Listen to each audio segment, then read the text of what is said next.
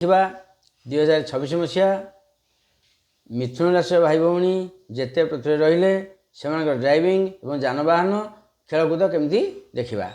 ସତର୍କତା, ଶନିଙ୍କ ଦଶମ ଭାବରେ ଅବସ୍ଥାନ ଯୋଗୁଁ କର୍ମକ୍ଷେତ୍ରରେ ଚାପ ରହିପାରେ, ଯାହାର ପ୍ରଭାବ ଆପଣଙ୍କ ମାନସିକ ସ୍ଥିତିକୁ ବିଗାଡ଼ିପାରେ।